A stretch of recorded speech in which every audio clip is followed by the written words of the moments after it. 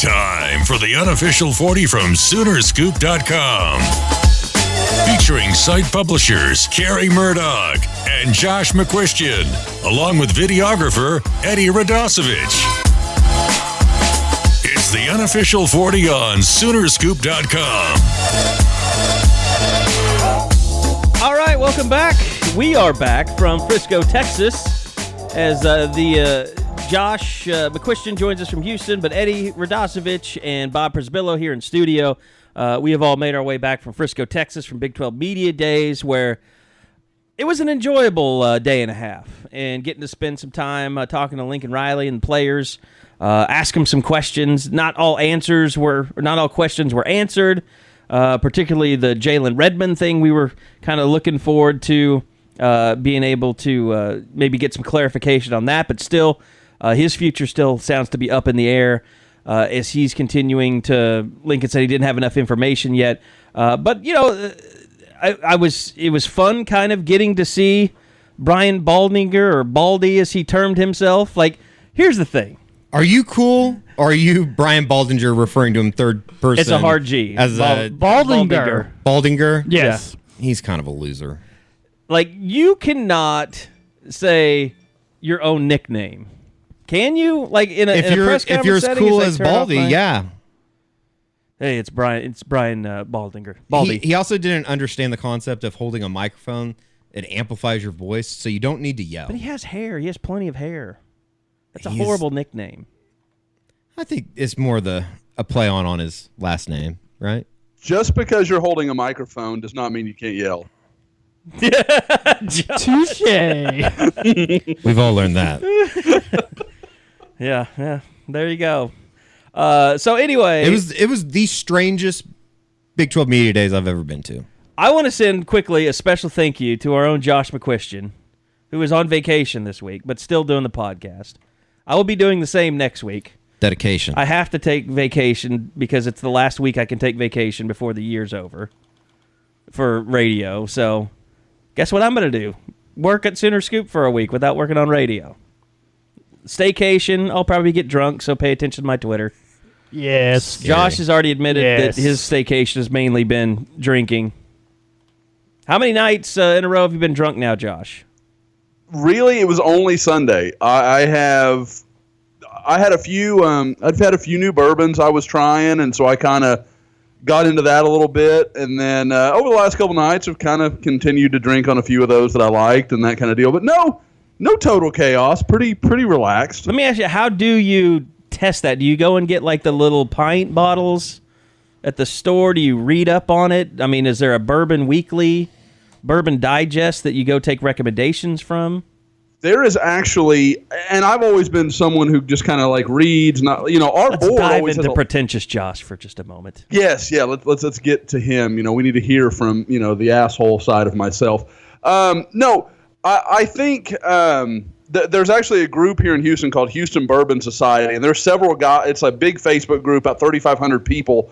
And these guys, like, I kind of thought I knew bourbon, and then I listened to them, and I'm like, these guys, like, they're guys that have 7 bottles that are probably $500 or more sitting somewhere in their house. And I'm like, I don't live in that world. But, they try stuff, and they're like, oh, that's good, that's not good. And so I kind of go off that. And there's actually a restaurant here in Houston called Whiskey Cake that has just massive whiskey collection. And so I go in there and I'll try a few things. That's right, they do, don't they? Yeah, you're not so it's special, awesome. Josh. It's very cool. How many big-ass trucks are in the parking lot at that event? Oh, my God. I bet it's just a How many Ford just a F-950s? festival. Oh, yeah. Probably a lot of Mercedes SUVs. I was going to say, it's become kind of a pretentious thing now. Like, it's not really like, there's no dudes walking in there with cowboy boots. It's guys that are, in hipster glasses, and they have, like, their suspenders on and that kind of shit. They're different kind of dudes. Isn't that dying? Can we not, like, when I go to downtown Norman now and you see guys in this weather that are wearing their T-shirts and their white T-shirts with their plaid shorts with their giant beards, I just want to roll down my window and say, it's over. Give it up. Mumford & Sons is passé now. Like, can we get past it? That's so 2015. It really is. Or It is not? it like 2014? I don't know. I mean, I it don't, might be 2016. I don't really. I can't say that I. When did Mumford's first album come out? Gosh, I don't know. I can't say that I'm a. Would you just Efforting. look it up? You've got a computer sitting right in front of you. Well, the thing about on it is I remember my only 2012 is when that "I Will Wait" song came out. Wow. yeah, because that was at the It was at the Jerry World. That was the Jerry Yeah. World. That was the theme of the video. So that was their second album. 6 Johnny years ago. Manziel was doing key bumps to the rhythm of that. I actually love that video. It was awesome. Yeah.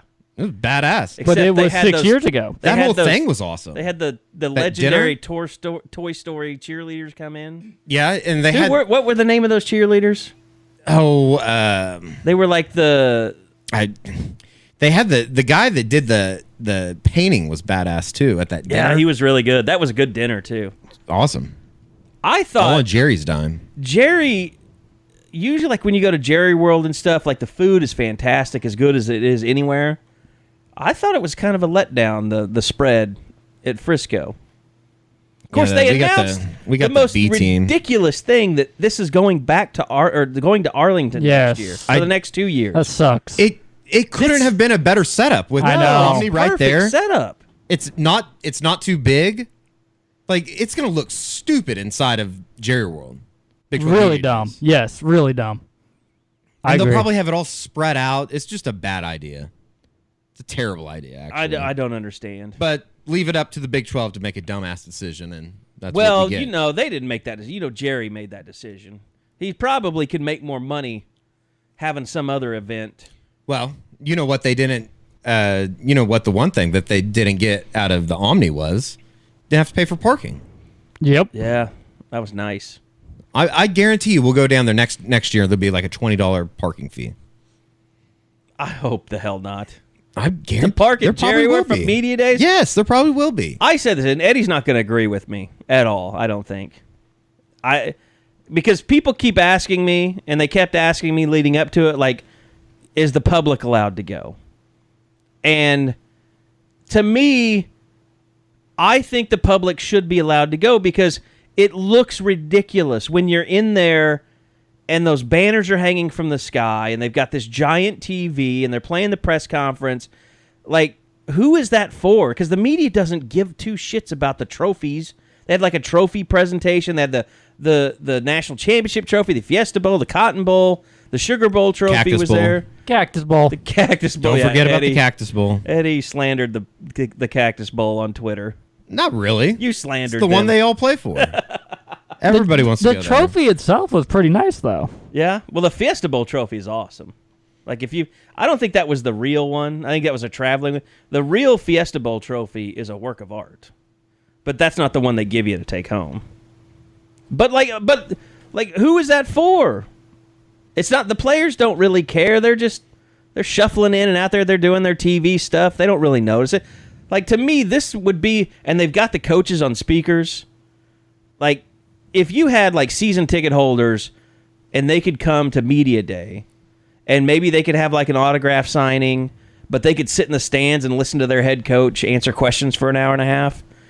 As long as they didn't, boo people because they asked a hard question or something, I wouldn't have a problem. Like, you need to have like a marshal, like the hold a quiet please sign. Like at a golf tournament? Yes. They, I mean, if people want to do that, fine. But I'm just telling you, I think people have this idea that, like, the Big 12 Media Day or, It's an event. Yeah, like there's a bunch of stuff to do when it's Because they see the Instagram and they think, oh, photo shoots. Like, nobody is around. That's in a closed room somewhere. I don't know. I mean, if people want to do that, fine. I don't stop. I need to It'd be stop better worrying than about the other crisis people. actors at the SEC Media Day. You think those are crisis actors? Yes. All the way down from They're homeless, The Northeast. they're invalids, and they're from juvie. I could see that. They go to the nearest juvenile detention center to get kids and say, you're going to get out of the cage for a day, but you have to hold a Nick Saban helmet. you have to wear a Vanderbilt jersey. That's your Those sentence. people have to have jobs year round. I mean, it's a slow time of the year for crisis. I mean, well, and it's probably just another way to. They probably pay them in food stamps. Chick-fil-A. Chick-fil-A. Yeah, I guess it was in Atlanta, so that's probably a pretty good Bob idea. stole a bunch of nice Chick-fil-A I free sure did. chicken sandwiches cards for me. No doubt. Now, unfortunately, all expire in October, so we gotta really got to start getting You over gotta there. get to them How many quickly. did you take? You only gave me 3. Did you take like 10? Yeah, around there.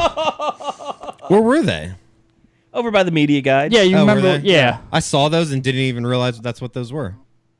Yeah, I got my anytime media you guide. go to a bowl game anymore, Chick-fil-A gives you like sometimes you get like a $15 card. And if people don't show up by kickoff, I take their cards. Absolutely. They won't know any better.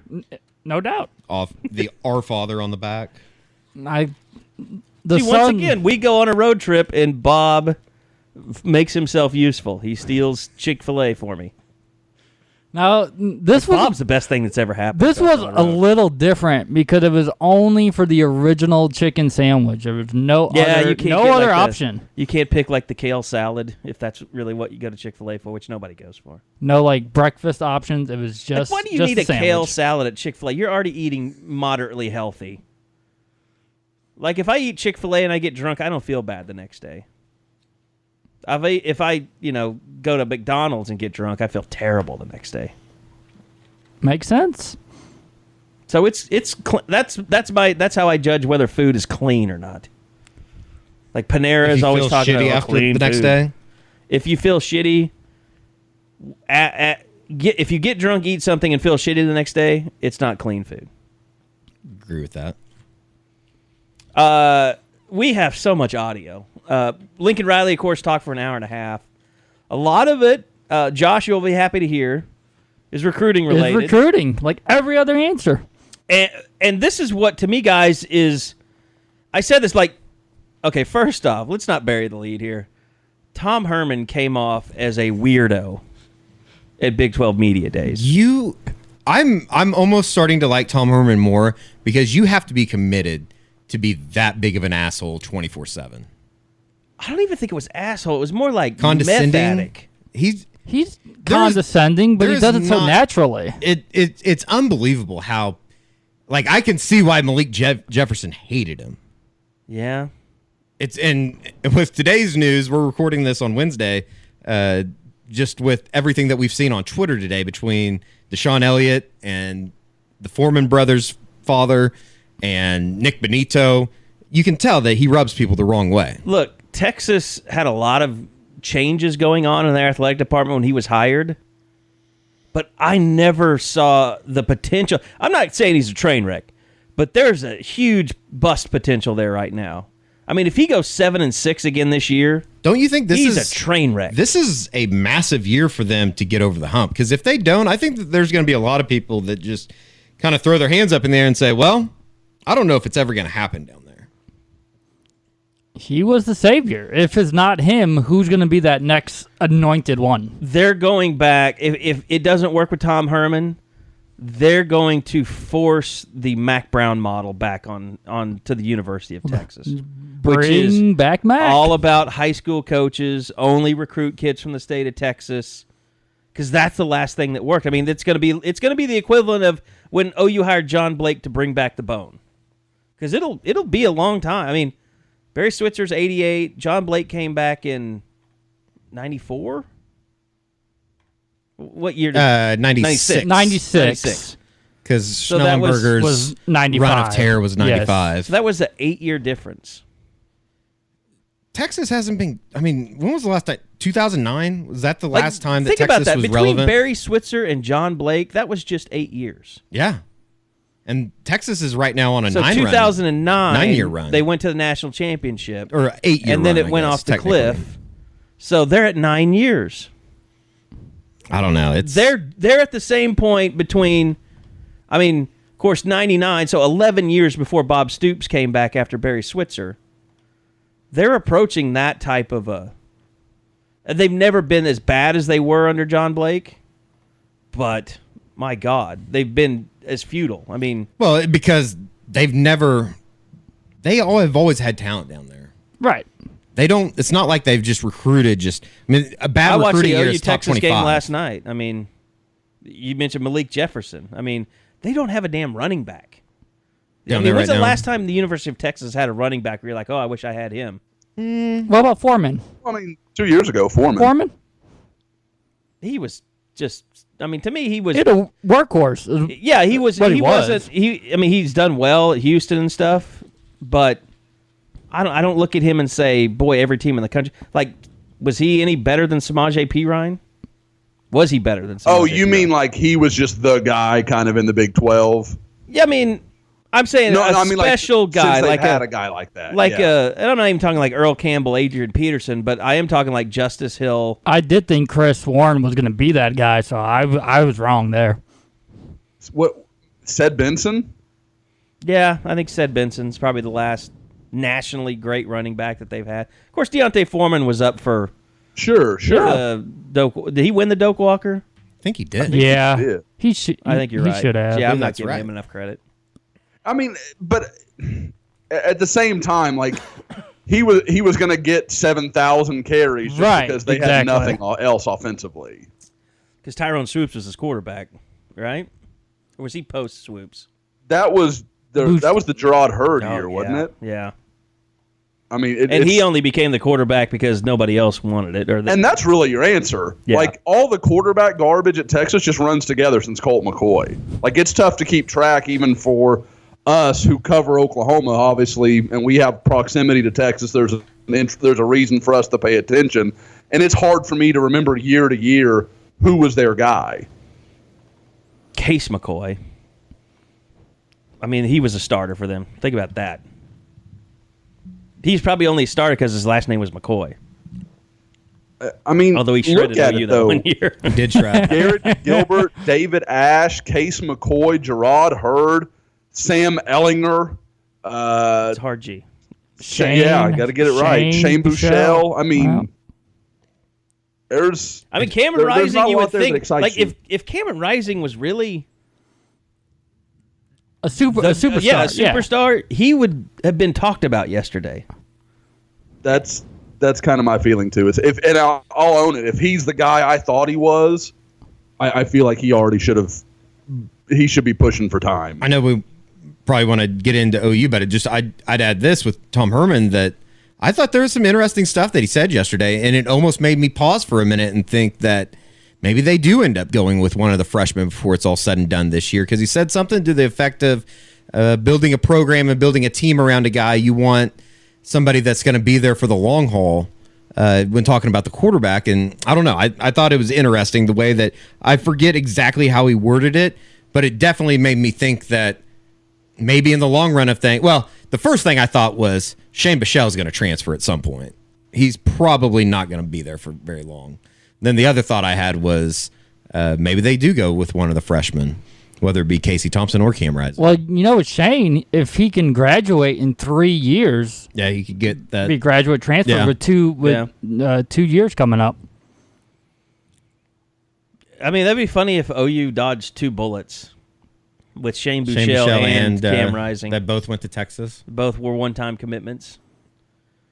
Yeah, and then Casey Thompson's the one that ends up winning the Heisman when it's all said and done. Whoops! How about that? Well, look, I think it's pretty cut and clear. It's just like trying to say Kyler Murray is your starting quarterback, and everyone just assuming that's the way it's going to work out because that's probably the way it's going to work out. Like Sam Ehlinger, to me, seems like the logical choice. I mean, he's not the greatest quarterback in the world. I think he's gonna if he can just not get concussed. Right. You had to like what you saw out of him. That's a big if. At points. It's a big if. I mean, he got concussed against OU and OSU last year. Exactly. Right? Yeah. Yes. And they lost their best offensive lineman. Yeah. Now, to be fair, he didn't play in an Oklahoma game, and I don't think he did. No, he didn't play against Oklahoma State, did he? Who's that? I don't remember when he got hurt. Ehlinger did because Connor he threw Williams? that. Connor. No. Connor Williams. No. Yeah. No. I mean, now he they got missed the a bunch. Calvin Anderson kid, who's obviously a good player, has got some NFL prospects, but I mean, that one transfer in from Rice is not going to solve your offensive line problem. Yeah. Well, Man, I mean, that's another head scratcher. Like played for that guy. I think he probably, Josh, you probably, or Bob, one of you two, he probably would say I committed to play for Herb Hand rather than I committed to play for Tom Herman.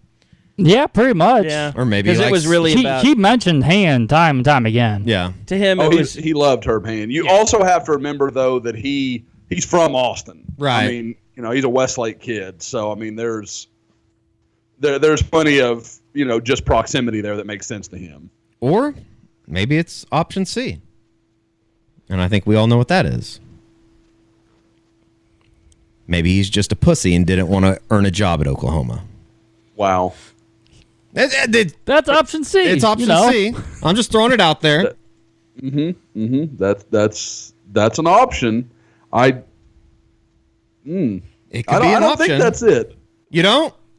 I mean, because there's a lot of things I'll call Tom Herman. I don't think soft is one of the things I'd call Tom Herman. Yeah. No, not you're Tom right. Herman, Calvin Anderson. Well, no, I mean, but just He said he would go play for a coach that is known to be an asshole Oh, I got you. if he was Yeah. soft. Yeah. That's, I mean... All right. Now, if to what Carey's talking about, the Mac Brown era, soft, super soft. Tom Herman's not that guy. All right. Since this is not the Orange Bloods podcast, Seriously. we'll move on We'll send that first part to Catch, and he can just put it on their podcast. I'm sure they would love that. Lincoln Riley. Basically, and I think it was Baldinger, wasn't it? Wasn't it Baldy that he dressed down in his Yes, his yes, it interview? was. Mm-hmm. His podium interview, because he posed a question as if Kyler Murray was a starting quarterback and what he would bring to the table and how his offense would change, and he shut that shit down. And he was like, "Nah, I haven't named a starting quarterback yet." That became it's just like with Mike Gundy, when he did his. Now we're doing the Go Pokes or that's bad to say. The O State Illustrated. Sorry, I'm gonna have to edit that shit. One was in Frisco, one wasn't. It's fact. Okay, thank you for saving my edit. Anyway, like the Mike Gundy thing, not addressing the Mike Holder stuff at the podium, but then addressing it later and diffusing it. Lincoln Riley.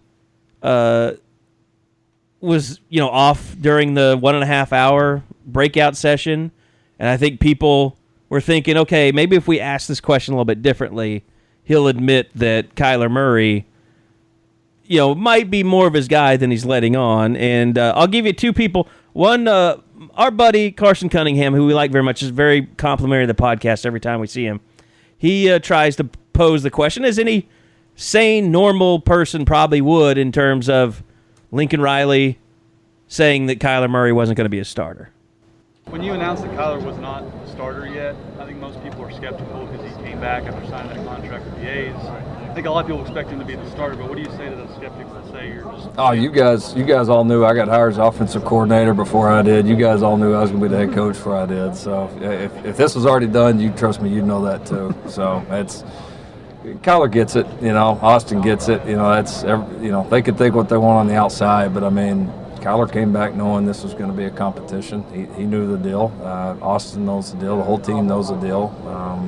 We don't have anything to hide on it. And then another friend of the pod, Jason Kersey, took his try at it as well. From a purely practical perspective, if he doesn't know he's going to be the quarterback, why would he have come back?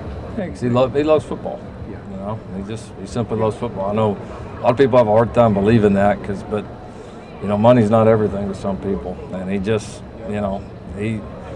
Not to say that doesn't factor in. I'm sure it does, but I mean, the kid he loves football, and so.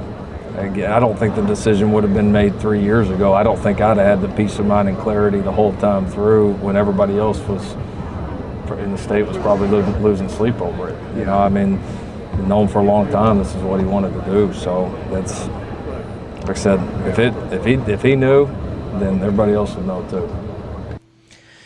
And we had this kind of discussion, but first off, I'll just throw it to the floor. BS or not? I think it's somewhere in the middle. I think that they haven't made a decision inside the program, in-house? Probably not. That is known to everybody. Right. Probably not. I think that you could make the argument, and, I hate being that guy to base it off of this, but Austin Kendall kind of outplayed Kyler Murray. He did. From what we saw. Yeah. So I think that it's a little bit in between. Do I think that it's closer than everybody thinks? Probably so. But do I think that Kyler Murray is going to be the starter on September 1st? 120% I do. Just sense a different enthusiasm from the players when they talk about Kyler compared to Austin. Put it this way, during the breakout session, nobody was bringing up Austin Kendall. Yeah. And when you talk to, like, Kenneth Murray talking about summer workouts and stuff like that, it's talking about going up against K1. Or, you know, I can't remember, or Ben Powers talking about, he didn't really say, like, who he wanted back there, but you could tell that he kind of leaned towards Kyler maybe a little bit more than anybody else. So I think it's somewhere in the middle, though. I definitely think that, I don't think Austin Kendall's a scrub. I guess that's what I'm trying to say. I think Austin Kendall is one of those guys that has his teammates' respect. Yeah, for sure. And he's for a sticking competitor. it out, for doing the things that he's done. He's a competitor, and when he goes out there and he has to make plays, he can make plays. But I think, you know, it's also known that Kyler Murray is a different, you know, he's a different type of problem. Mm-hmm. That he can do things that very few people on a football field can do. But literally in the country, he can do things that other people can't. And I'll say this: Lincoln is just doing what Lincoln has to do because, for one, you've got Kyler Murray, who is getting a $5 million signing bonus from baseball. You need him to compete to win the job, so he's sharp when the season starts. You don't want to just hand it to him and say, and have a guy that might have it in the back of his mind. Well, if this doesn't work out, I got $5 million in the bank, and I'm going to go play baseball. Like, make him fight for the job, and in the meantime, put him in some pressure situations, see what happens. Maybe Austin Kendall surprises you a little bit. Maybe you think about, you know, what if I could play both of them? Could they both do something different? Also, Kyler Murray's not the biggest guy in the world. If he gets hurt, you want Austin Kendall to have taken as many snaps as possible in preseason to be ready in case that happens. And Kyler Murray's only here for a year. Austin Kendall could step in a year from now and have one great season at a premier program like Oklahoma with receivers like CeeDee Lamb still in tow, and then be drafted in the NFL. Right. Austin Kendall would be a redshirt junior next season, and he would have to have the self-confidence that he could beat out Tanner Mordecai and Spencer Rattler. That would be the reason why he wouldn't transfer if Kyler Murray's named the starter for this season. All he would have to do in his head is beat out two quarterbacks who haven't proven anything at the college level. When you talk about Rattler, who could be a 5-star when it's all said and done, if he doesn't enroll early, how the heck is he going to stand any chance at all of trying to get that spot? Yeah, that's true. And once again, not a done deal that he could do that. It's a lot of twists and turns for him to be able to graduate high school early. So, and I know Josh, we talk about that for a second, but Josh, you'll probably be heading out to Arizona during the season. But I mean, is it the quarters system kind of thing that he's battling? That Rattler battles on that? That's my understanding. From what I can gather, it sounds like it's just a deal where he had put himself in a mode. If it had always been his plan to be done at semester, he'd have been okay. But then he took that whole semester off, where he or not off, but he was under the impression, okay, I'm just going to wait it out. I'll go to the spring. He announced it after winning the state basketball championship. So there was that whole Murray will idea. probably be there for 2 years. Exactly. So there just wasn't that urgency to what he had to do, and I think that caused caused Rattler to kind of step back from it. Now they're having to kind of ramp it up and making sure that can work. So I think just talking to people, I get the impression that there is belief that it's going to work out. He'll probably be there at semester, but it's not certain. I mean, it's not just a deal where he can say, okay, that's done, I'm going to do this. I mean, he really does have a few hurdles he has to clear. You wonder if the ChampUBBQ might answer some questions with Rattler expected to be in Norman if he's there with his family. They could have a lot more in-depth discussion about this topic. I think who's going to be a mid-year guy will be something that will be very prominent next weekend in trying to figure out the numbers. By the way, here is Lincoln Riley from Monday's breakout session talking about Austin Kendall.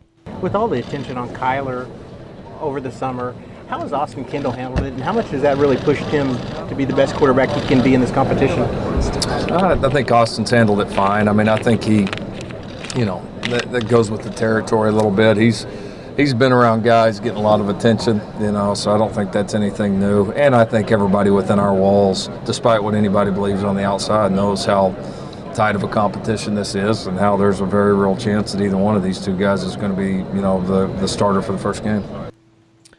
So, yeah, there was – Austin Kendall was mentioned. It did happen. So, Mom and Dad, nobody's completely ignoring your son.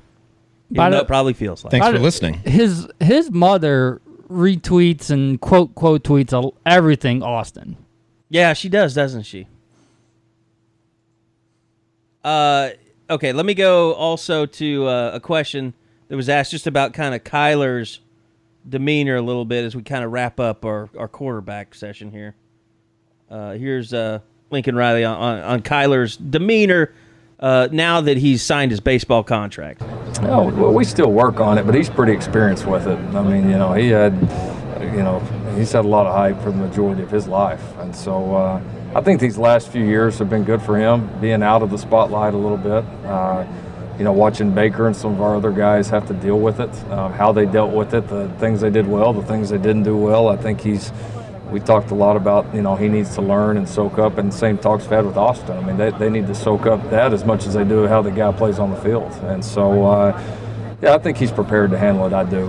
He's a pretty level-headed kid. I mean, he's a pretty simple guy. He don't have a ton of interest. I mean, he kind of just – he loves sports. He loves to play. He loves to compete. I don't think much rattles his cage. Now, the one thing that I've had a big question about, and I've always thought was interesting, and it got brought up, and this is going to be kind of a long exchange, and there's a lot of different questions in here, but I kind of jumped in on here too. But like Kyler Murray, now that he's I always want to call him the bonus baby because of Bull Durham. That's what they called Nuke LaLoosh. They're getting out of the cab, but they're getting ready to go to the ballpark and ruin it, so they get a rain delay. Mm-hmm. And he's like, "Make the bonus baby pay for it." Like I could just see them going to bars, like drawing up big tabs, and somebody said, "Make the bonus baby pay for it."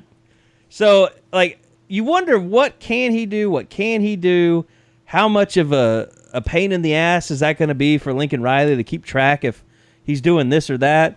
And Lincoln talked about kind of the process and what this all means with him basically having $5 million in the bank. It is, but it isn't, because it's just not something, that comes up or that you have to deal with much on a daily basis. I mean, for me, and it was a little bit more the questions after it happened were just compliance-wise, making sure that we had everything in line there, and our group did a good job, had a good meeting with Kyler and his family about what you can and can't do, but I don't feel any different coaching him than I have him at any other point or any other quarterback that I've had. I mean, he's just another player on our team. Are those extra things that he'll have to do? Will he have to meet with compliance on a more regular basis than most people? No, there's just some things that he and all of us needed to understand coming into, because it is a little unprecedented, in some ways, and it certainly is for us. So just want to make sure we're educated and nothing slipped through the cracks, and so I don't think it's a big adjustment, but just, wanting to be sure. Is there anything you can tell us that's kind of surprising that you learned, like something he couldn't do that you would think, wow, that seems kind of silly? No, not really. Most of it was pretty standard. I mean, he can't do endorsements, which you get that. I mean, I think that's I get that. Got to be smart about what he does with his, with his teammates, things like that. You can't do anything extravagant like that. But I mean, it was pretty standard, but it was more just, hey, let's make sure, let's don't let anything slip through the cracks. But quarterbacks have been taking their offensive line out forever. Yeah, exactly. Yeah, they're just going to eat a little bit better now. When you say meetings, Lincoln, days worth of meetings with compliance? Oh no, weeks, no, like one 30-minute meeting. Okay. It was, compliance had to do the homework on the front end. All right, what can and can't do, and then we able to kind of filter that down to the important points. And I had a conversation with them, and then we all sat down with Kyler and went through it. And yeah, it was pretty simple and easy. Can you imagine if I would love to know if Jason Leonard had to go to an extra week of class to find out to brush up on the rules, because he's the head of compliance, Jason Leonard. Yeah, I would like to know. Sure I would like to know what he can't do. Yeah, but I mean, Like, and if you're an offensive lineman and like you won, like let's say you start out 4-0, and you're like, Kyler's like, I'm gonna take you guys out to eat to celebrate the fact that I've thrown for this many yards and rushed for this many yards. You know they're gonna be like pissed if he takes them like Golden Corral. They're like, F this, we're going to Benvenuti's. Fillets for everybody. Going Cattleman's. Cattleman's. Shit. Is that your height of steak? Shit, you better be going to the ranch if you're going anywhere to take the boys up for dinner. Tell you what, that refractory place is pretty damn good. I still haven't been there. I need to probably go there before I get out of the neighborhood, which probably won't happen, but I'll act like I am. It's really good. But yeah, I mean, you can't be buying like Rolexes for his offensive line, I'm sure. Buy him some beer, though. I wouldn't buy a kid in college a Rolex anyway. Wouldn't know what to do with it. Other stuff to buy these probably days. lose it. They'd probably want Apple Watches. Buy him like a really nice jewel or something.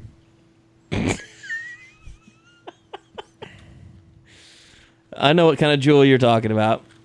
I'm talking about a jewel. Yeah, I know. Not a jewel. A Juul. All right, moving on. There were a lot of individuals that were talked about. Anybody in particular that in your dealings with people that really stood out to you in terms of? I thought Kenneth Mann's name came up quite a bit. Did it? When talking to the defensive guys. I will say, I have to get this out of the way. I thought the 4 guys that Oklahoma brought were going to be terrible. I just straight up, I thought they were not going to be good in front of the mics.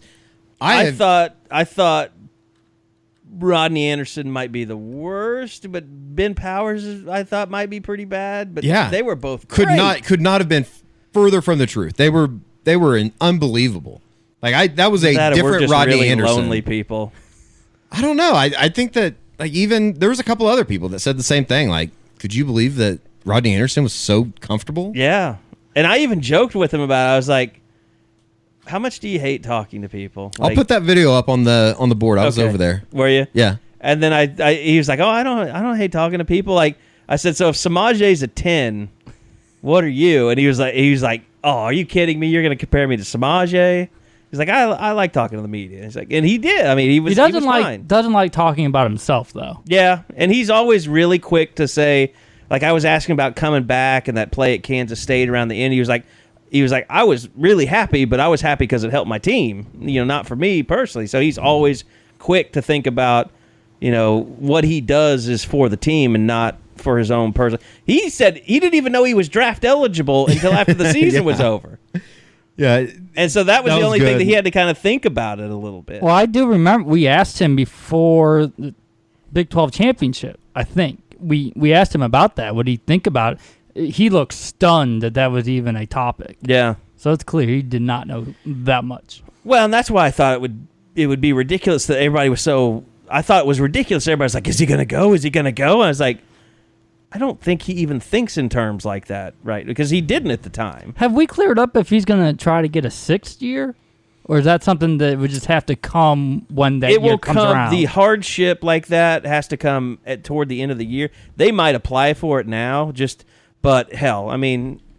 You wouldn't think he'd need it. A guy that's been missed 2 years because of injury, his stock is as high as it is now, he's got to go. It would almost be selfish to tell him, you need to come back. Exactly. Of course, people have said that before. Is selfish to come back. Say? How bad does his number have to be this year that he would come back? Like, I think if anything over 1,000 yards, he's got to go. He's got to get hurt and rush for honestly, I think he has to get. Yeah, he would have to miss a year with injury probably to be forced to come back. I guess. And if he had 1,500 yards and then got hurt in the bowl game, I think he'd still go. Probably, yeah, I think so. That's probably right. But I think for him, the fact that it was an ankle and not a ligament, like a knee, and now he's recovered and he's doing well. And we talked a lot about the box jumps and the jumping out of the cold tub and all that stuff. I mean, he's still a freak athletically. Mm-hmm. Yeah, and the fact that they weren't connected, the neck, the leg, it's not like, oh, shoot, this is a recurring thing that's going to keep him. Although you know how the NFL Network works and draft, I mean, they're going to say he's injury prone. Even if he got hurt, the first 2 years he's here, if he doesn't have a stubbed toe in 3 years after, they're still going to say he's injury prone. because that's just how it goes. Now, one of the things that was a big topic, and I'll tell you, I mentioned that conversation with Rodney Anderson and what a factor he became last year. Because right now on ESPNU, they're re-showing the Texas and the Ohio State games as one of the top 25 games last year. Like, you watch that Ohio State game, he really, if Abdul Adams had not fumbled in that game, I don't know that he would have played at all. We can go back and look through like our little group DM, but I distinctly remember in the first half of the Kansas State game sending the group the text or the DM of carries for Rodney Anderson are wasted carries. I literally I remember some flashes in that Texas game. Like he had like a 14-yard touchdown up the middle or something like that. It was all when Adams got hurt. That was what opened the door, or else against Iowa State. Yeah, because they lost Iowa State and then they had to go play Texas the next week. I mean, Adams had the 99-yard against Baylor. You're thinking this is the guy, and when he gets hurt, I liked Abdul Adams a lot. And when he gets hurt in the first quarter and Cyclones, opened it all up. I'm still kind of mad at Jay Boulware for like benching him. And I asked Jay Boulware, I was like, why? Basically accusatory. I was like, I don't know if you remember that or not. I do. Was that after a post practice? Yeah, I was like, I remember that. Why are you punishing Abdul Adams for turnovers? And he was like, he doesn't turn the ball over. And then I started thinking through my mind, like my mind turned into calculator. I was like, and this was like after the OSU game. Right. They don't count that Bedlam one as a turnover. But and it was like, I was like, oh shit, he doesn't have very many turnovers, does he? He's like, he might just have one officially. But then I was like, but you pulled him out of the game and didn't put him back in, and it wasn't a fumble, and like, so it was just one of those, he got me, and I was like, I can't do anything about it. But the thing was, that Kansas State game, that final play, when he turned around the corner, and you're like, oh shit, like that, what are you doing, Lincoln Riley? And then he turns the corner, and he gets a couple blocks, and it's a touchdown. Like, it just took off from there, and he just became a back, like, I would sit there and watch him. I was like, who is this guy? Like, I don't know who this running back is. I've never seen this guy before. We had no idea that he could catch the way that he's able to, because you know you don't do that in Katy. Yeah. This is probably a in-the-moment statement, but his first half against TCU in Norman, the first time around, that might be one of the best first halves I've seen out of an OU running back in my lifetime. People bounce off of him. He runs through people. The catches. What about him running away from Roquan Smith in the Rose Bowl? Yeah. Yep. I was thinking to say the first half against Georgia would be up there pretty high. He was a monster. Yeah, I mean, you talk about SEC those two backs. big runs he had early. Holy shit, he was good in that first half. So good. So he stiff-armed Roquan and then ran away from him. Here's Lincoln Riley talking about his emergence last year. Lincoln, I know you said last year that you always kind of had belief in Rodney Anderson, but you feel like, I don't know, was there something with him confidence-wise coming off of 2 years being injured like that do you remember a point in the season where you started thinking to yourself, okay, he's really starting to come together now? Probably his confidence and probably ours and him too. Not that he wasn't going to get there, but just, all right, you're just sitting there like, is he ready yet? And you're, do you want to test that against Ohio State? You want to test that in some of these big games we had early. And so he got some carries. He did some things well, and that was kind of the plan all along, was to bring him along slow after having missed those years, and just let's really see where this guy's at. And he played so well against Texas, and after that we just said, we got to keep this guy starting to come into his own. So I think that was the real point where I think his confidence grew and our confidence grew in him. How much of that run around the edge against Kansas State was kind of like maybe his arrival for you? Yeah, no, that was a huge play. I mean, that was even though there was a 15-yard face mask, I mean, it was going to be a critical play obviously in that game, and he made a call that wasn't a very good call work, and that's what great ones do. See, and that's what I like about Lincoln Riley. Like, people give him shit about, if a play doesn't work and they gripe about it, like, he's the first one to say, my play call sucked. Mm-hmm. And he deserves a pass. If he calls a 4th and 1, it doesn't work, like, my God, just get off the guy's back. Yeah, it's one of those things, like, there's been so many good calls that it's like you almost are deserved to have a bad call. But all they remember, the football gods have to pay you back at some point, is Jordan Smallwood against Georgia. That's all people Even remember. Though it worked twice before that. All people remember Kevin Wilson is handing the ball off to Chris Brown in the goal line when Brandon Walker got blown up on the line of scrimmage. Or no, it wasn't Brandon Walker, it was Simmons. Brian Simmons. Brian Simmons got blown up on the goal line. DeMarcus scores there, but That's neither here nor there. All right, so really, I would say, guys, wouldn't you say one of the big themes of the day was leadership? Oh, yeah. Definitely. I would say that's probably the number one thing that you walked out of there thinking is when a guy like Lincoln, well, it's either 1A or 1B. I thought 1B was what I have termed as Lincoln Riley taking the first step in the rehabilitation process of a defense and admitting publicly that you have a problem. It's kind of like a 12-step program. Mm-hmm. And I thought they took the first step on Monday as well. Of admitting that they don't have leadership? No. Admitting that the defense has been shit for the last defense couple has years. to get better. Recruiting has to get better so that the defense. But that's 1A and 1B, so you can pick whichever one you would prefer.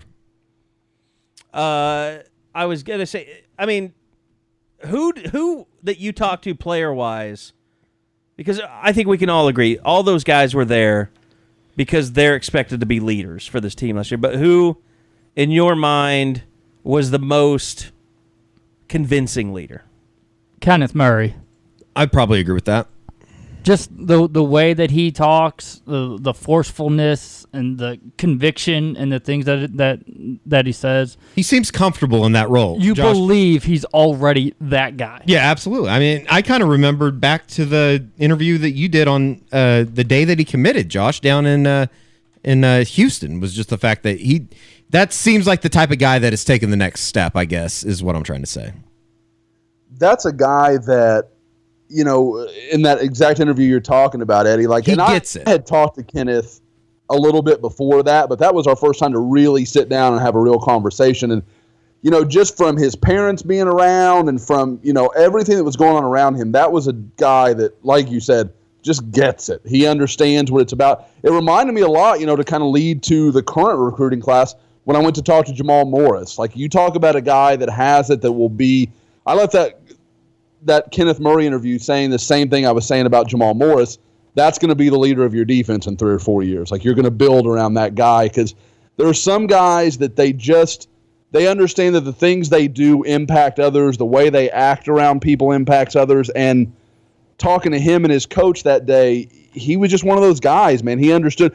He went to play safety for Elkins just because they needed the help there more than they needed at linebacker. You know how many high school kids that are big superstars and are getting all the attention are willing to do that? Very few. Right. I mean, it was. He knew that was the best chance for his team to win, so he went and played a position that, frankly, didn't help him, didn't make him look good, and at times he looked a little lost out there, but he did it because him at safety was better than whatever else they were going to have. And you bring up a good point that I'm going to touch on in the story next week, that Kenneth Murray, for the first time ever, is playing the same position for the second year in a row. He kind of recollected his conversation with Tim Kish about initially moving inside, believing he'd be an outside guy his entire time in Norman. So a lot of good stuff coming. Remember when he came in, it really was like, okay, I think people forget this because there's so much criticism about Murray and the Georgia game last year.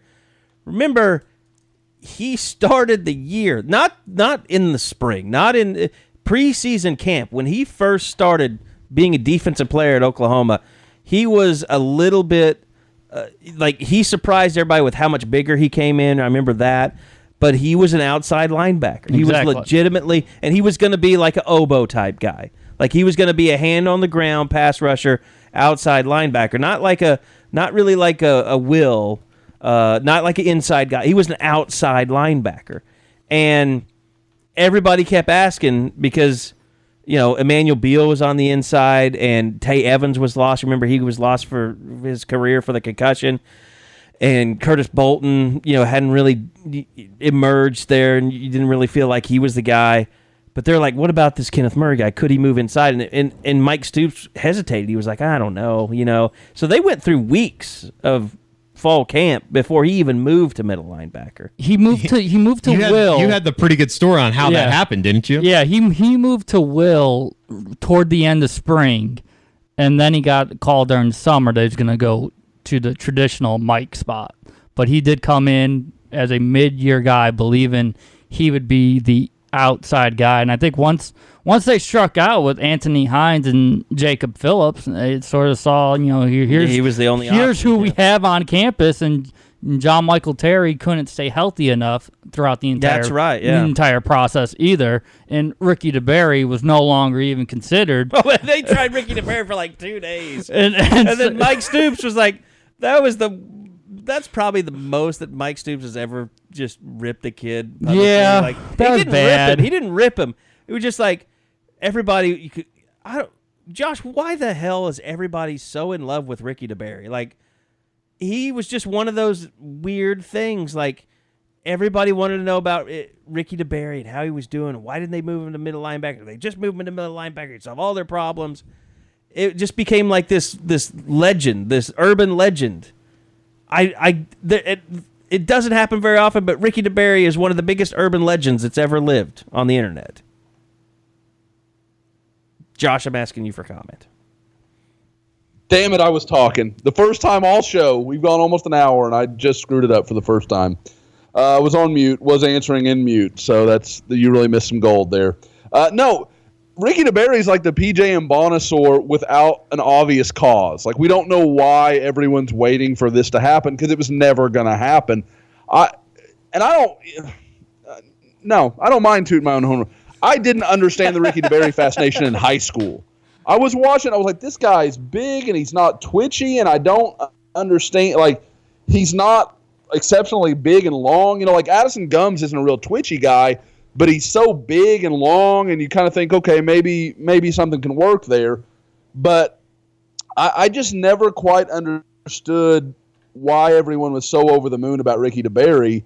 And frankly, I think he's one of those guys that was really good when he was young.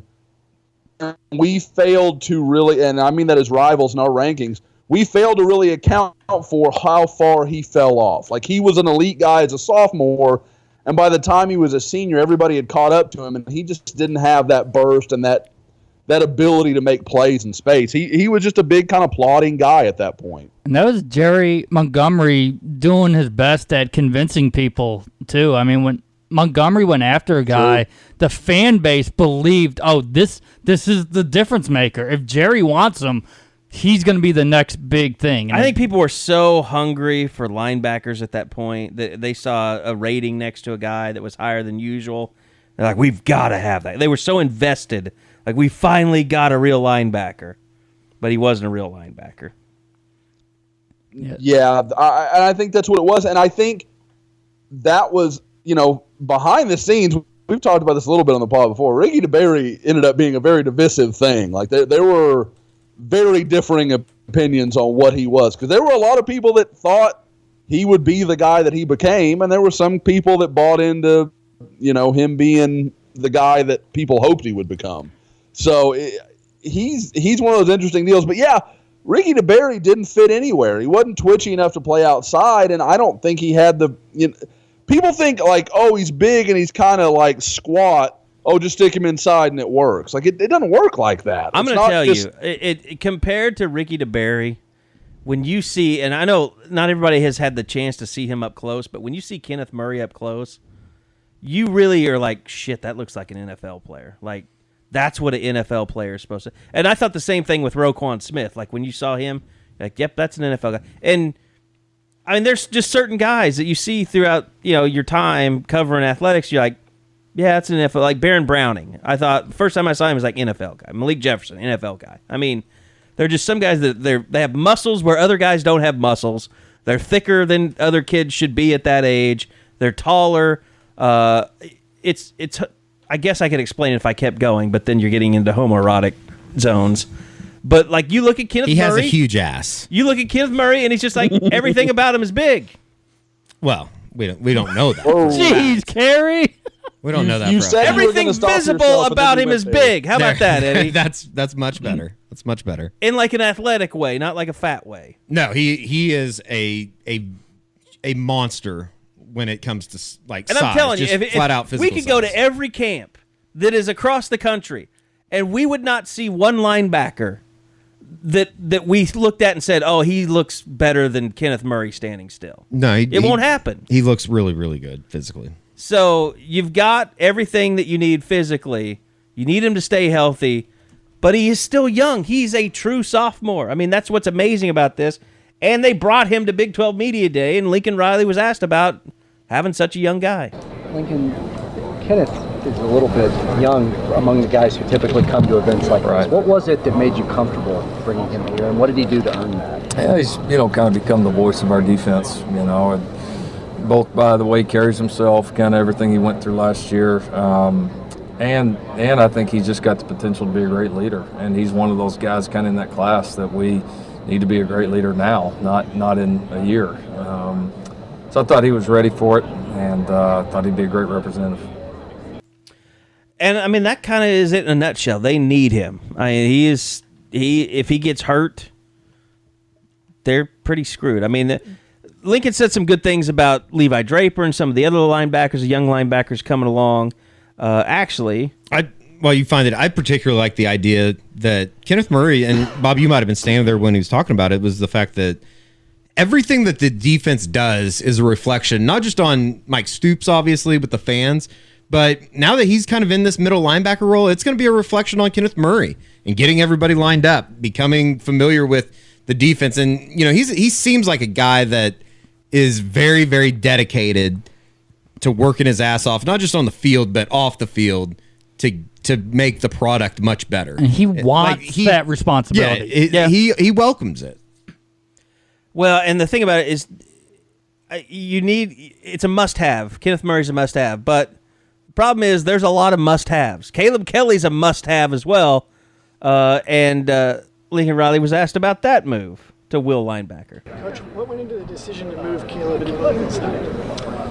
Just thought it was the right time, kind of had an opening there with Emmanuel Beal graduating. It's going to allow us, we think, to keep Caleb on the field, a little bit more with some of the different offenses that we see in this league and even out of conference. And just thought his body had grown to the point where it was, he was ready to handle the physicality of being an inside player. So, it was just the right move for him and right move for our team. So was the decision previously to play him as sort of like a Sam nickel linebacker, was that largely to suit him, or was it also because was it related to the depth you guys had at defensive back going into last year?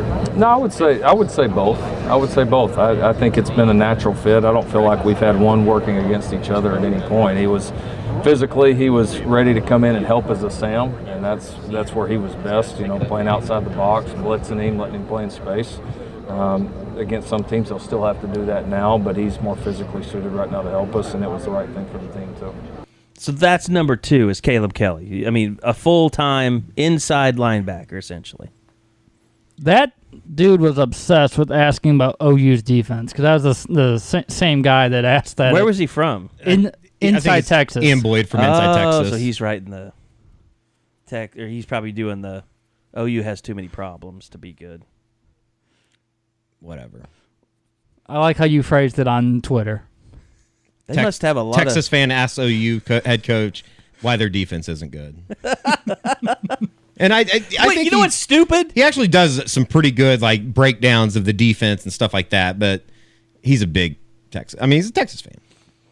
What's crazy is there's all this talk about OU isn't being compared to other defenses in the Big 12. They're being compared to SEC defenses.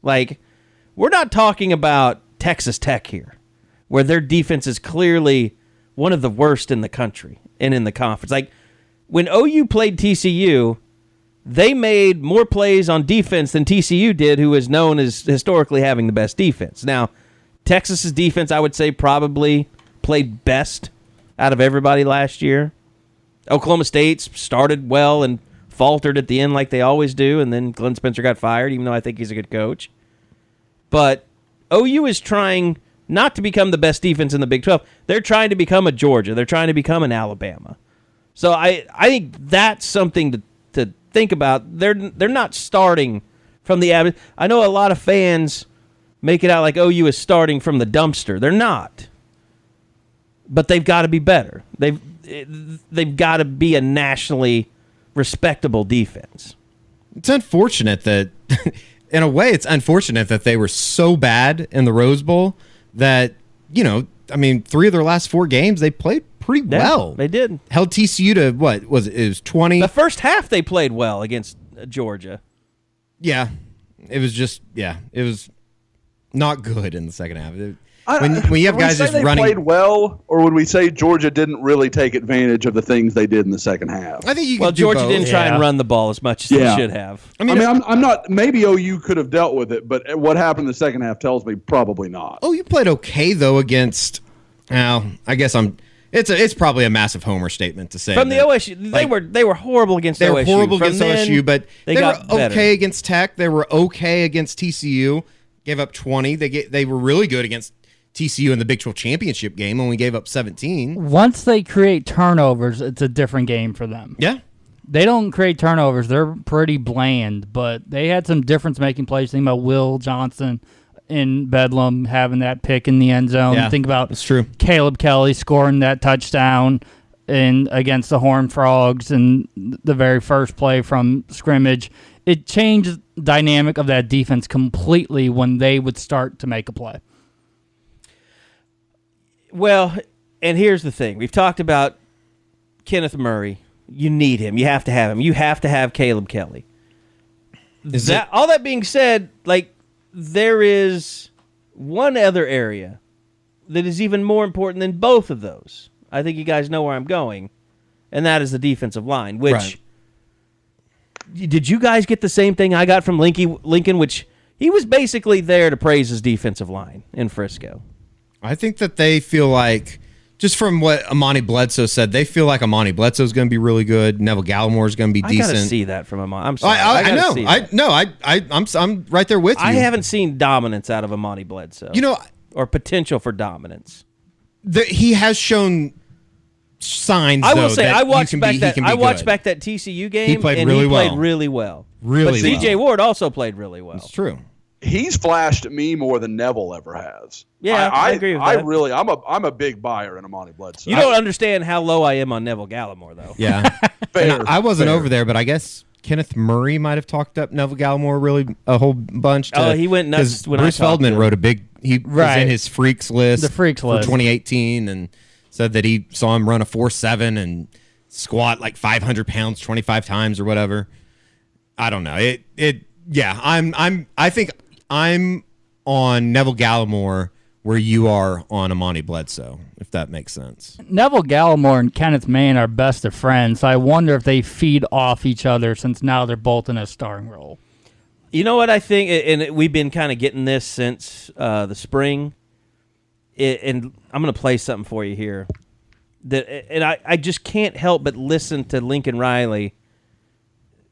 In my head, I feel like he's talking about Neville Gallimore when I asked him about Benny Wiley, and we've heard about how good the relationship there is between Neville Gallimore. Yeah, remember he praised him during Benny the Wiley. That spring interview was I'll play this for you. It was almost like he was going to transfer before Benny Wiley came in. You tell me if you think that Lincoln might have Neville Gallimore in his head when he's talking about Benny Wiley. We'd like to kind of, talk about you putting your stamp on things with some of the new hires that you made. It started with Ruffin. And can you talk about, what you were hoping that Benny would bring to your program, kind of what you saw out of his summer working with the guys?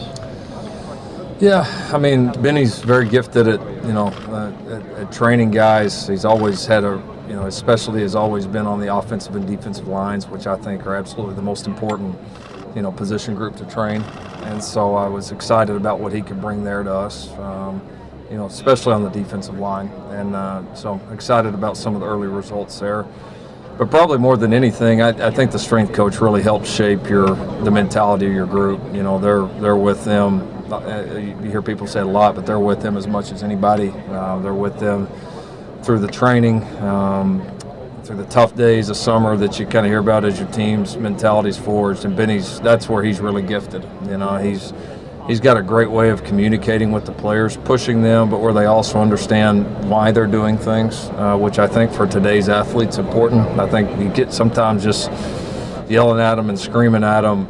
There's a time and place for that, no doubt, but there's also today's athlete kind of wants to know why. And a lot of times if they understand that, this is going to help me because we're doing this, then they're great and they do it. And so Benny's he's got a unique way with the guys, and again, he's a person that I really trust. I've been with it, been through it with him, both as a player and on the staff with him. I know what he brings to the table, and I knew he could handle a job as big as being the head strength coach for Oklahoma football. Have there been any players any individuals that you've kind of seen since the end of last season that have really kind of blossomed under him and his approach? Well, I think we've had several. I would say the defensive line group as a whole, I just like mentally and physically. I think I like where we're at, So I think some of those results, of course, will be seen here pretty quickly. But I like the impact, and I like the kind of person he is, and he's been a great addition for us. I don't know. I mean, defensive line. It was kind of strange because Jerry Schmidt had so many problems with offensive linemen for a long time. Do you think maybe defensive line was kind of one of those areas he was losing? I just don't know. I don't think I know enough about the process of a summer conditioning program to know why would it be so different for one group versus the other? The things that they're actually making them do. It was interesting that he said kids want to know why you're yelling at them now, or why you want them to do certain things. Yeah, to be honest, that's kind of soft. But. Millennials. I mean, but we all know kids are different. No, they are. They are. They are. And I thought it's funny, just to kind of piggyback off that. I follow Jay Sternberger, the kid that's down at A&M, and I've seen him tweet some, not flaming things about Jerry Schmidt, but just some things yep, that should have known what you were getting into when he came down there. And I've seen JD Reynolds has kind of commented on it, Schmitty doesn't play or something like that. Yeah. But it makes sense. I think that. The message had definitely been lost with the previous. But Schmitty is program. the guy that he's old school. He's going to be an asshole, very much, very much. And you're going to sink or swim. Benny is not going to be that guy. He's gonna push you as hard as he can without being that kind of take it or leave it. Right. He's not going to coddle you. Yeah. But he's going to bring the best out of you as hard as he can without pushing you to a limit to where you tune him out. Right. Yeah. That's going to be the balance. Josh, I know you got to bolt out of here. Anything you want to hit on in recruiting real quick before you leave? Well, obviously, a lot of people are going to be listening to this after Jaden Davis announces tonight. I still think Oklahoma's in great shape. For those that don't know, Rivals 250 corner from the Miami area, St. Thomas Aquinas. He'll announce tonight at about 7 p.m. Central, probably tweet it out. So we'll have some stuff ready to go for that. There's plenty going on, but Oklahoma's in a great spot, and it just, I continue to think July is going to be really, really good for Oklahoma. I think this won't be the end of it, obviously, with the barbecue, about 10 days away now. And what did you think specifically just about all the Justice Hill stuff out of Big 12 Media Day yesterday? Because that was, look, I mean, it was worse than clickbait. A lot of it was, yeah. I mean, there was some just very misleading headlines. But look, if you cover recruiting, recruiting. There are a lot of people that are there. You know that a guy that plays for OSU that's not even going to be there when his brother is there is going to say some things and take some... you wouldn't take everything for gospel unless you were just a moron. And if you paid a lot of attention to what Justice Hill said, he told a lot of different people different things. He did. A lot of people, he said, I don't know what he's going to do. He's going to make his own decision. But at the same time, he would tell other people oh, he can't go to OU, kind of jokingly, but that would get taken. Exactly. It was in a joking manner that just blew up. We talked about it last week that there was going to be a lot of questions. And I guess we kind of put it on, it's fine to ask the questions. You kind of thought people would handle the information a little more, I don't know, responsibly is the right word. Interpret it the right way. Have some sense of, because, you can even go back to a few months ago when Dax and Justice kind of got involved in that conversation, and I think Justice tweeted, the hashtag Dax the Stilly or whatever, and everybody's like, oh, what does this mean? It's a couple of brothers having fun, man. It's not Dax Hill, I guarantee yesterday made no statement that has any direct connection to what is Justice Hill, yeah. Justice. Yeah. Said nothing yesterday that had anything to do with what is really going on in Dax's recruitment. It's a kid having fun. He's not going to ruin his brother's moment. he's just going to let him do his thing, and whatever he does is whatever he does. Now, and the other thing that comes on a heel of a report that he canceled the Michigan barbecue to attend the OU barbecue. So not necessarily canceled, just that he wasn't going to attend. Go, yeah. Yes.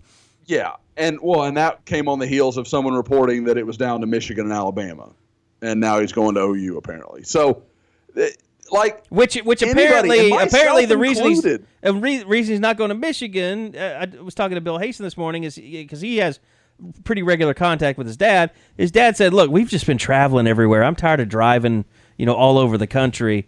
He can just go down to Norman because it's close, and we don't have to worry about driving all the way to Michigan."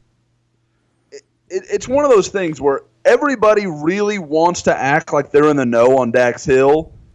They're not. Right. They're just not. And I include myself in that. Exactly. I have some sources. I have some people I can talk to. I have a feeling in certain directions. But that family has kept it very, very close to the vest. I don't even hear this is what I'm hearing kind of stuff. People in Tulsa that usually know stuff, they don't know anything. Right. I mean, it's really up in the air. So to me, anything outside of Oklahoma State, Oklahoma, and Alabama would be a massive surprise. Now, could I understand it? Sure. I mean, all the schools he's looking at, Clemson, Michigan. I mean, there's plenty of reason to like all those schools. But I think those are the three that make the most sense. And I think really, to me, I think it comes down to Oklahoma and Alabama because I don't see a guy like Dax Hill watching what his brothers had to go through, playing second fiddle to Oklahoma the last 3 years or last 2 years, and likely again this year.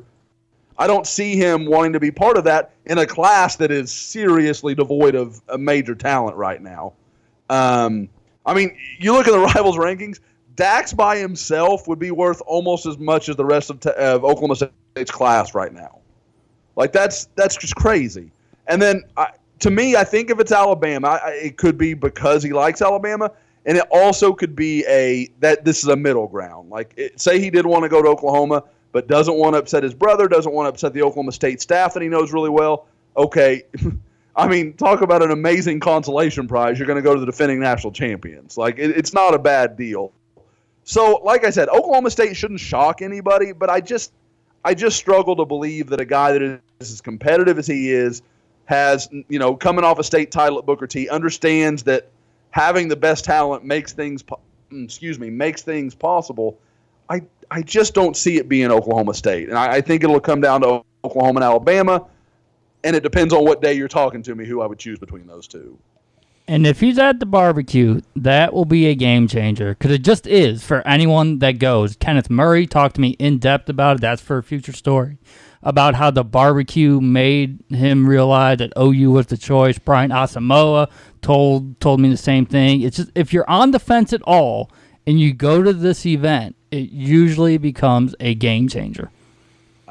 I couldn't, and that's really OU does a great job planning those events and making those guys feel like family because that's the thing to remember. Even though Dax is an in-state guy, he hasn't spent a lot of time around these guys. He doesn't know. I mean, the opening, I think, was probably his first real time being around Theo and RJ and all those guys. But to give him a whole other day in Norman around the staff, I mean, that could be a potentially huge deal for Oklahoma. Now, I know you guys are working on a list for who will be at the barbecue, but essentially, do you expect every commit to be there? Unless you have to fly in, like Joseph Wette, something like that. That's going to be really hard to ask him. If they vote, I think they'll be in on a Saturday. For some families, if they wanted to drive, they could leave on a Thursday or something. But I know obviously Woody Washington will be there. That's a huge one. Spencer Rattler finally coming back to Norman will be nice too. As much as he's been recruiting like crazy at these all-star camps, to finally be back at OU is going to be nice. Anybody that's on the fence that would really be a big name if they decided to come? The interesting one that keeps going around, and I'll interrupt Bob here, and then I'll get off. But the guy that keeps going around that has said he's going to be there is the Kenny McIntosh kid, the running back from Florida. That's a really interesting one because everybody keeps asking who's this other running back going to be with Marcus Major. I don't think it's Isaiah Spiller. Correct. I sure don't think it's Noah Cain or Trey Sanders. McIntosh makes some sense. You could see that being okay. Maybe that could be a fit there. So. I don't know how that's that. But then you get into, would Oklahoma take his commitment and ruin what they feel like is a chance at those guys I just talked about? I don't know. Well, so does Marcus Majors' commitment? I would assume that kind of helps them put pressure on certain guys, doesn't it? Oh, sure. I mean, that's the deal. You can tell these guys, Oklahoma, we've got one spot here. If you take it, great. If not, it could go to somebody else. Now, the problem with that is 2 of the 3 guys you're talking about are good buddies and teammates, and Trey Sanders and Noah Cain. And I can tell you flat out, Oklahoma had some issues with Noah Cain about a year ago. Correct. When they were trying to kind of push him toward a commitment, and he kind of stepped away from OU for a while. So I think they know that's maybe not the way that's going to work. So, like I said, I mean, McIntosh is probably there for the taking if OU really wants to go that way, but do they want to forgo whatever chance they feel like they have at these other guys? Yeah, we've been talking about it being such a showcase event for 2020, and I still believe it's going to be that way. But if you can get McIntosh and maybe get Dax Hill, not to commit, but maybe to give that inkling that now it's OU's to lose, that would be enough for it to be a standout for 2019. All right, that was the sound you heard was Josh leaving. Doesn't care what I have to say. He had to go to swim class. No, he doesn't care what I have to say. To see the not hot professor or whatever she's called. We've grilled him on that before. So anyway, yeah, I mean I was going to wrap it up anyway because I know everybody's got to get going. But yeah, I was glad we could fit some recruiting in there. Look, there's still more stuff that happened in Dallas, but guess what? In 6 days, it's media day. Just during the podcast, I got the email about the schedule. Lincoln Riley's going to talk. Mike Stoops is going to talk. We're going to have 15 various players available to talk, and then they'll have the autograph day. So that's coming up on Sunday. First which time is an ever. Interesting day. Yep. And the earliest it's ever been. So we'll have more from that. But, since we just talked to Lincoln, I would imagine media day will be a little bit more, update on Jalen Redmond, hopefully again. Which Lincoln did say he would hope he would have news on Sunday. And I'll just real quickly, I'll play you what Lincoln said about Jalen Redmond this week in Dallas. Yeah, he's got a little thing going on. I'm just not to the point. We don't have enough clarification for me to lay it on you right now. I do hope to have more by the time we get to media day back in Norman.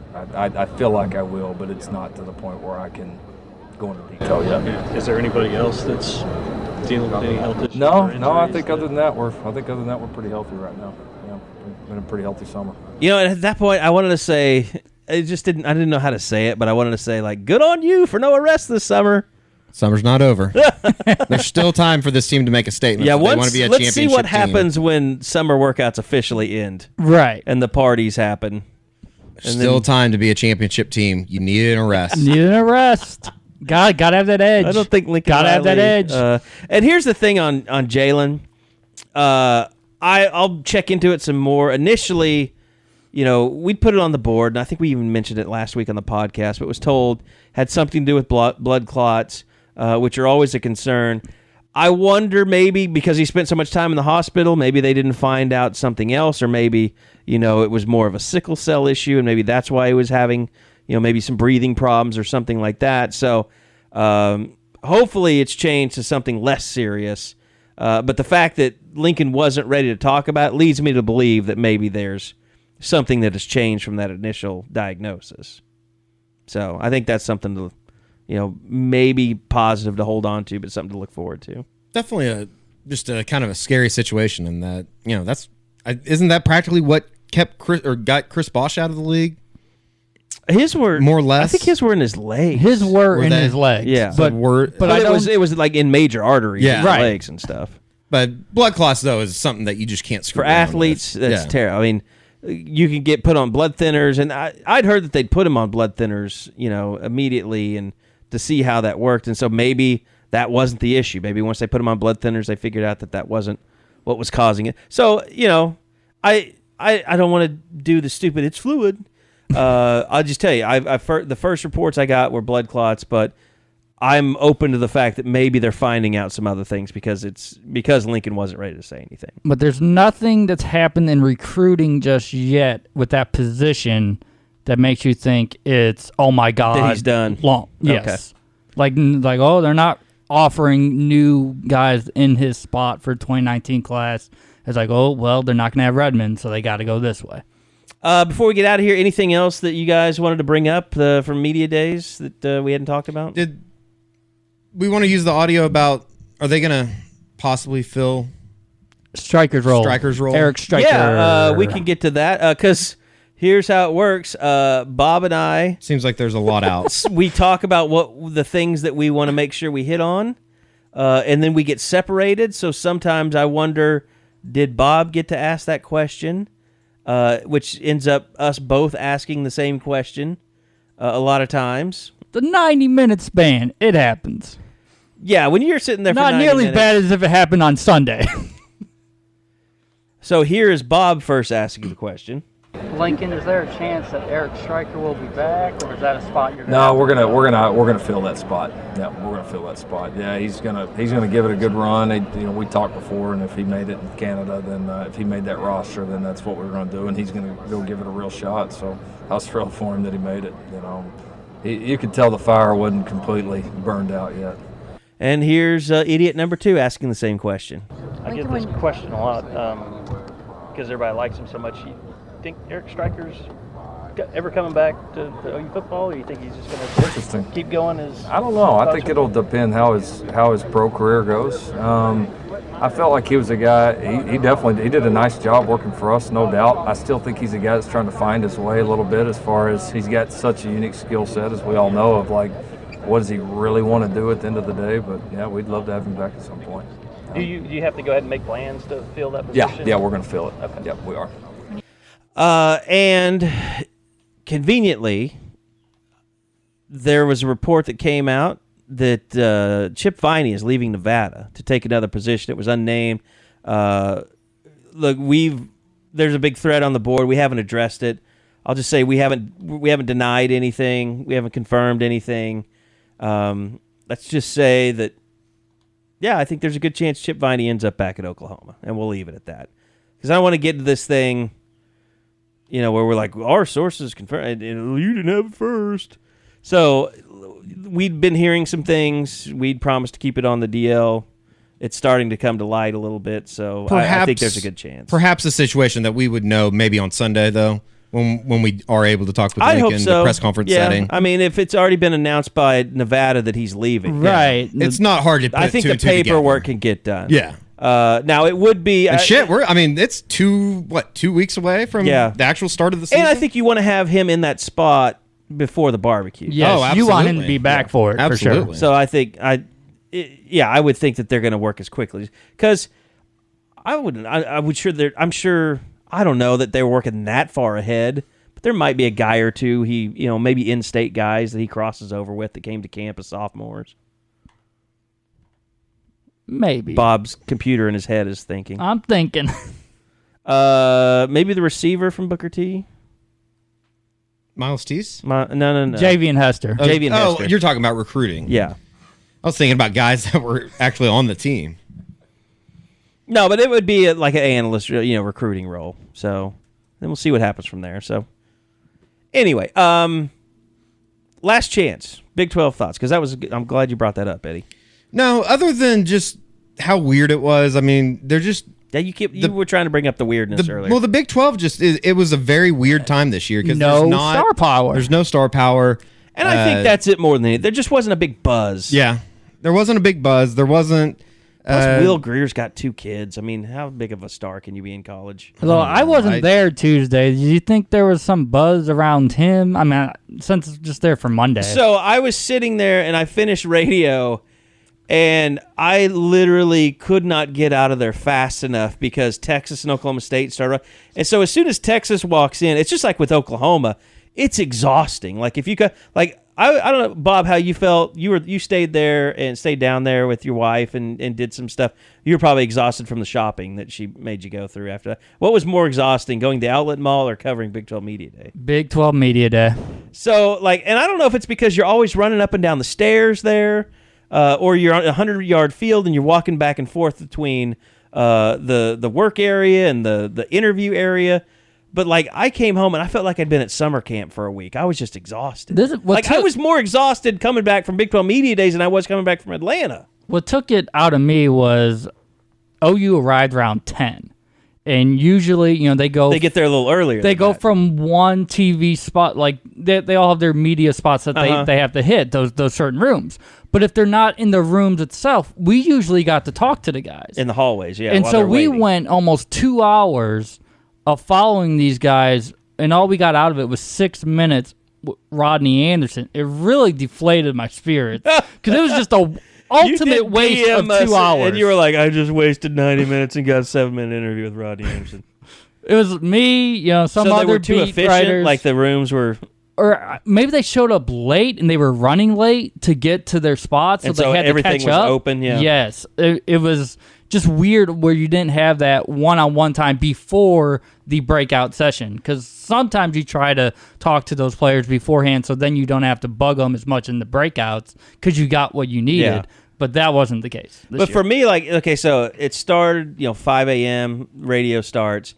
You don't end till 4. And then I went up to the room, and I actually took a 2-hour nap and then got up and started working. But it's like from the moment the players come into the door together, like all the TV cameras start rushing at them to get their B-roll, including Eddie.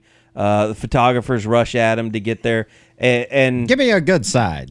And it's just like it's chaos, and it doesn't stop for like 6 hours. It just drains you. But I love it. I mean, it's great because it's the start. It's really the start of football season. It is. It's the official, unofficial start. And I thought everybody was, like we said, the guys, all very personal. It was a pleasant surprise. Interviewed, even Ben Powers with his, I like to crush a grown man's dreams. Crusher of Dreams. That's his nickname. By the way, that was good. I said that this morning. The thing is, though, when you say people always ask me before you say something, nobody's really asking you. Nobody's asked him. Maybe I'll ask him on. I need to go find that right now. You guys fill here. I'm going to find this real quick. I thought that was good, and then I thought the part about kind of him taking a shot at Kansas and Kansas State was pretty good. Well, yeah. I mean, you look at who was at Media Day. 2 kids from the state of Kansas. Yeah. For OU. Yeah. And Powers was a full qualifier who didn't have any offers. Anybody would have died to have Bledsoe. In the end, it was down to OU and Kansas, and which is so funny. Here's Ben Powers. Okay. Said we don't have to give him a scholarship because we know he Isn't that terrible how that's their whole deal? It's too bad. Yeah, no. And they miss out on players like me? All the time. No, it's crazy. People don't realize how good some players can play. And it's happening all over the place. There's a guy named, Tim Grunhard, a famous... How does a program like K-State or KU let so many guys right under their nose escape? And then wonder why they can't win a championship. Doesn't make any sense to me. Yeah, the bitterness has not slowed down. Ben Powers is a very bright guy, it would seem. He really is. That's why I dubbed him the accountant. Pretty good stuff. I'm going to find... Who was it that sent that out? The other TJ part? Eckert, right? Yeah, TJ from Tulsa. Okay, so here's TJ Eckert's Twitter account. A lot of people ask me what motivates me. What motivates me is I love taking a grown man's dreams and crushing it. That's straight up from with a straight face. A lot of people you need to see the video. I think that's something that gets preached maybe in his position meetings. I could see his position coach. Oh, Bill Beanbo high-fived him after that, no doubt. I could see Beanbo having that as like a tramp stamp on his back. Crusher of Dreams. A lot of people Crusher ask of Dreams. Me. I love that. It's like an Eminem line. It's really good. It's a really good line. Crushing another grown man's dreams is like one of the more, I don't know if it's savage things you can say, but it's one of the more savage things we you can say. We got to go one more time. Thanks to TJ Eckert. Offensive line, man, we just do our job and we go home at the end of the day happy that we dominated the man in front of us. A lot of people ask me what motivates me. What motivates me is I love taking a grown man's dreams and crushing it. He looked So right good. in the camera, Right just in like the camera. accountant. He was very. I think he was coached up on talking to the camera for like each thing because I noticed that like stared through the camera. Yes, I noticed that when he was talking to like when I asked him something, I almost said something to him about it. Like, hey, you don't have to do that, man. It's kind of freaking me out. I would not want to be on the other side of that dude. No, Not at all. And we don't know who's going to be on the other side of that dude, on either side, which is interesting. Yeah. Because you got Cody Ford, Adrian Ely, Creed Humphrey, Jonathan Alvarez. It's going to be interesting to see how that all works out. I guess Cody Ford, like if I had... That was one thing I had to didn't make ask a about, but that'll be a good decision. thing to ask Right. Sunday. You didn't want to ask too many team things when you could do it Sunday. Although you did get the people that were from like Waco. Tell us about Tana Mordecai. Yeah. Yes, you did. He's going to do real well. There were Jaqueline Crawford questions. Rockdale, Texas. I can play him. I got him queued up if you want him. Somebody came all the way over from Rockdale. Coach, Jaqueline Crawford, tell us about the young. Tell us about the 2021 opener. Thank you, Chris Lincoln. Varsity football. Thank you, Chris Lincoln. No Chris Lincoln. So sad. Miss The him. veterans are all, Barry Trammell's the last of the dying breed, I think. There's been a massive By the way, he had the overhaul. most Confucius thing one of the most Confucius things I've ever heard this week. When people were asking whether Lincoln Riley was lying about Kyler Murray, and Barry Trammell said, "It's not really a lie if everybody knows you're lying." It's words to live by. I thought we were going George Costanza. It's not a lie if you believe it. Yeah, no, it's a. I don't think Costanza was in his mind at all, but it's not really lying if everyone knows you're lying. I appreciate that. Words to live by, kids. All right, that's going to do it for us. Last thing. Yeah. Last Chance U is Friday. Oh, yeah. Tramonda Moore will be in the season. Is he really, though, in the season? He has to be. He's maybe in too the big beginning. of a name. He's too big of a name. But the fact he didn't play, I mean, I guess can they chronicle him just disappearing? And we've been told that the coaches are crazy. Yes. Like I've heard or that Tramonda's I've crazy. heard that this coach makes Buddy Stevens look like a saint. Well, I do know that the coaches don't like Tramonda. They don't Moore. like Tramonda. So we're going to see how that all unfolds. Of course, Tramonda wasn't liked by Rashawn either. Woods. Well, just because he was trying to go public with these commitment things when it never stood a chance. He was making him look bad. Yes. Well, it's just like he included OU in his original top 3 or whatever. Correct. And OU had already dropped him, basically. All right, so last chance U. I got to admit, I quit halfway through the last season. I love season 1. Season 2, I was just like, I can't watch this shit again. Dakota Allen was good. It's PTSD for me because I played JUCO in baseball. And it's just frustrating to watch these kids just be complete. But it's not just football. In every sport, you have idiots in JUCO. And being a full qualifier, I was like, I was not having it. You don't want to be like Dakota Allen. I think the reason he rebounded so well because he was like, oh my God, what a bunch of idiots. Yeah. I really screwed up my life this bad. Why did I commit an armed robbery? Maybe Parrish Cobb could have used East Mississippi. I don't think he would have made it. He would have just robbed everybody in that 700 population town. Only reason you can't rob anybody in that town because it's just everybody like knows that's you. the guy right there. Yeah. The only reason that you would have gone down there is to go see Miss whatever her name is. But she left. Brittany Wagner. Brittany Wagner. When's the last time you Googled her? Not too long ago because she left. She left. She's working for somebody else now, right? Oh, she left the job she left for? No, I think I don't know about okay. that, but she left the school. She really didn't care about those kids. Pretty obvious. She was kind of a podcast whore. Oh, she knew exactly what she was doing. She was on everybody's podcast. She knew exactly what she was doing. She would not say no. There's a real joke in there somewhere, Eddie. I bet there definitely is. She was a single mother. All right, that's going to do it for us. Appreciate Josh McQuistion, who has left us, Eddie Radosevich, Bob Prisbillo. Sign up for Soonerscoop.com. There's never been a better time. Season is underway. It'll be news from here on out. More podcasts, more stuff. So go sign up for Soonerscoop.com. Please help us support this podcast. That's going to do it. Until next time, we'll see you right back here next week on the Unofficial 40, brought to you by Soonerscoop.com. Podcasts from Soonerscoop.com.